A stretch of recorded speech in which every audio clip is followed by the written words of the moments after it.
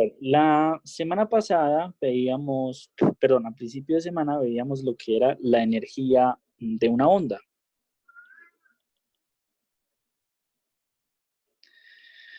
¿Sí? Para terminar, en esa parte veíamos lo que era la energía, la intensidad y la potencia de una onda sonora. Pero sin embargo, hay que analizar algo que se llaman las características, algunas características de las ondas sonoras o del sonido. Resulta que el sonido tiene, digamos, unas características bien interesantes. Cuando yo tengo una fuente sonora, digamos, una alarma, una fuente, ¿sí? Una alarma de un carro, por ejemplo. Entonces resulta que las personas que están alrededor de esa fuente pueden escuchar la onda sonora, ¿sí? Bien. ¿Eso a qué se debe? Bueno, eso se debe a que esa fuente, que es esa alarma, irradia ondas en todas las direcciones, ¿sí?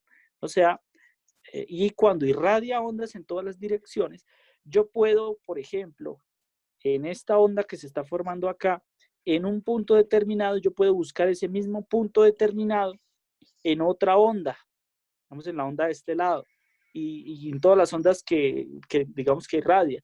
De forma que ese mismo punto, cuando yo lo uno, yo hago algo que se llama, o formo algo que se llama el frente de onda, ¿sí? Entonces, en conclusión, una fuente puntual como una alarma genera ondas sonoras en todas las direcciones, de forma que la propagación de las ondas tiene un frente de onda que se llama esférico, frente de onda esférico, ¿sí? Por eso, las personas que forman ese círculo alrededor de la fuente pueden escuchar la onda y pueden escuchar la misma intensidad de la onda. Ahora, ¿qué pasa si yo me alejo de esa fuente? Ahora, ¿qué pasa si hay personas alejadas de esa fuente? ¿Ellas podrán escuchar la onda o no? Claro que sí podrán escucharla, pero resulta que la intensidad con la que ellas pueden escuchar esa onda es menor, ¿sí? O sea, aquí la intensidad 2 y aquí la intensidad 1, resulta que la intensidad 2 es menor a la intensidad 1, ¿sí? ¿No han notado ustedes que cuando se alejan de la alarma de un carro empiezan a escucharla más débil? Bueno, eso ocurre porque la intensidad se reduce, ¿sí? Eh, Básicamente lo que ocurre es que eh, digamos, la intensidad se relaciona con la potencia que actúa sobre un área, ¿sí? Entonces lo que pasa es que en esta, digamos, en esta primera región 1, donde está la intensidad 1, esta región de acá, que estoy señalando con un punto, si yo la comparo con la región 2, es esta de acá. Entonces, la región en el punto 1 es más pequeña que en la región en el punto 2, ¿sí? De forma que, eh, de forma que la intensidad, recordemos que se define como potencia sobre área, ¿sí? Entonces, cuando yo aumento esta área, ¿qué pasa con la intensidad? Disminuye, ¿cierto? Eso es lo que está pasando. El área que tiene que, digamos, barrer esa energía ahora es mayor, lo que hace que la intensidad sea menor. Pero algo que sí es, digamos, eh, digamos, y constante en ambos puntos es la potencia, ¿sí? ¿Por qué? Porque potencia se define como, eh, perdón, la potencia la puedo escribir como la intensidad por el área, ¿sí?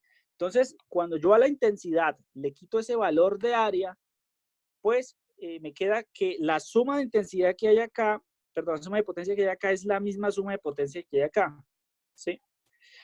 Entonces yo puedo igualar estas dos expresiones, o sea, yo lo que estoy diciendo es que la potencia en el punto 1 es igual a la potencia en el punto 2, ¿sí? Entonces, yo podría igualar esto, me da potencia es intensidad 1 por área 1, y esto es potencia 2 igual a intensidad 2 por área 2, ¿sí? Como esto es un círculo, bueno, yo podría hacer acá I1 sobre I2 es igual a A2 sobre A1. ¿Sí?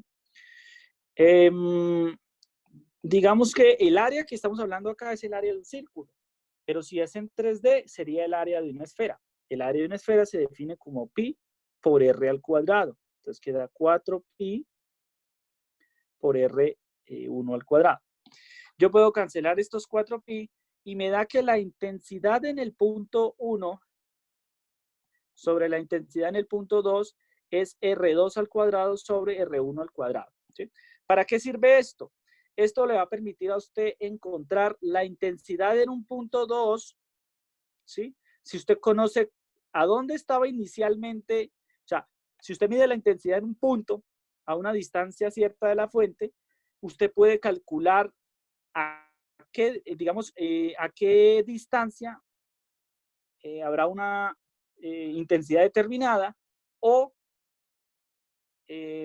o a cierta distancia, cuál será el valor de intensidad. Esta expresión se llama la ley del inverso cuadrado. ¿Okay? La ley del inverso cuadrado. ¿Sí? Bien, esa es la primera característica que tiene el sonido y es que su intensidad decrece con la distancia. O sea, a medida que yo me alejo de la fuente, la intensidad percibida es menor. ¿Listo? La otra característica que tiene, faltan dos características, la otra se llama el tono o altura. El tono o altura, resulta que la onda sonora tiene tono o altura. ¿A qué se refiere el tono o la altura? El tono o altura se refiere a la frecuencia. ¿Sí? Mientras que la última característica, que es el nivel sonoro,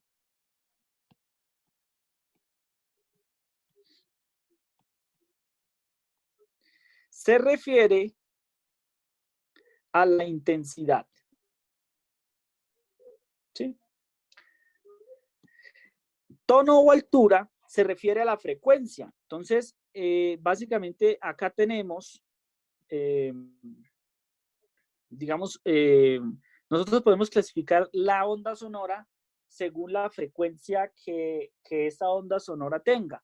Entonces, si la frecuencia sonora está entre 20 Hz y 20.000 Hz,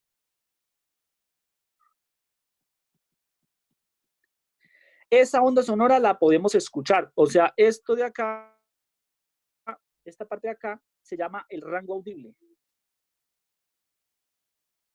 ¿Sí? El rango audible. Y si una onda tiene una frecuencia de entre 20 Hz y 360 Hz, hablamos de que eso es un tono grave.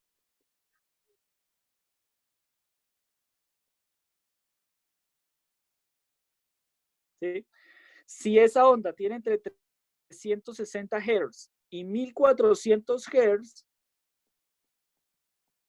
hablamos que esa onda, según su tono, se llama, la puedo clasificar como un tono medio.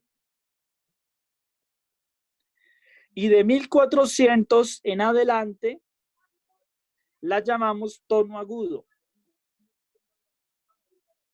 ¿Sí? Los tonos graves también se llaman tonos bajos. Y los tonos agudos también se llaman tonos altos. ¿Sí? El ser humano puede escuchar de los 20 Hz a los 20.000 Hz. ¿Sí? Por ejemplo, las ballenas, las ballenas barbudas, creo que se llaman, ellas se comunican entre los 20 a los 50 Hz, más o menos. Algunas frecuencias son poco audibles para los seres humanos, pero para ellas sí lo son bastante. Los perros, por ejemplo, pueden detectar hasta los 50.000 Hz. O sea, ellos detectan este rango de acá, este rango de los 20.000 para arriba, nosotros no lo podemos escuchar. Este rango de acá, los 20.000 para allá, se llaman los ultrasonidos. Ultrasonidos.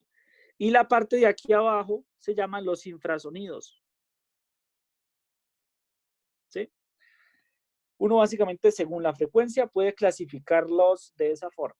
Ahora, el nivel sonoro es qué tanta intensidad tiene esa onda, ¿sí? Entonces, hay una ecuación empírica que permite calcular el nivel sonoro de una onda, y es esta fórmula, 10 por el logaritmo natural de I sobre I sub 0, ¿sí? ¿Qué es I? Entonces, I es la intensidad a medir. E I sub 0 es el mínimo audible. El mínimo audible para el humano. Para el humano. ¿Cuál es el mínimo audible para un ser humano? 1 por 10 a la menos 12 watts sobre metro cuadrado. Eso es lo mínimo que usted puede escuchar en intensidad. Esto es lo mínimo. Es un promedio. Hay personas que escuchan menos, hay personas que escuchan más, ¿sí? Que tienen el rango audible más lejos, pero eso es un promedio, eso es una ecuación experimental. Y las unidades de B, o sea, ese B se llama el nivel sonoro y se da en decibeles, ¿sí? Entonces, por ejemplo, nosotros no podemos escuchar los 0 decibeles, es lo mínimo que podemos escuchar, ¿sí? Y hay algo que se llama el umbral del dolor, que es 120 decibeles. 120 decibeles es el umbral del dolor. A partir de esa intensidad de onda, cuando esa operación B le dé 120 decibeles, usted ya tiene daño en el oído, ¿sí? Por eso es que las personas, por eso es que cuando un avión está encendiendo, está, digamos, arrancando, usted no puede estar cerca del avión, ¿sí? ¿Por qué? Bueno, porque el avión, el motor del avión, tiene digamos, un número de decibeles o un nivel sonoro de 130 decibeles. ¿Sí? Eso ya causa daño en el tímpano. ¿Listo? Eso sería todo respecto a este tema. ¿Listo? Listo, ya puedes parar la grabación.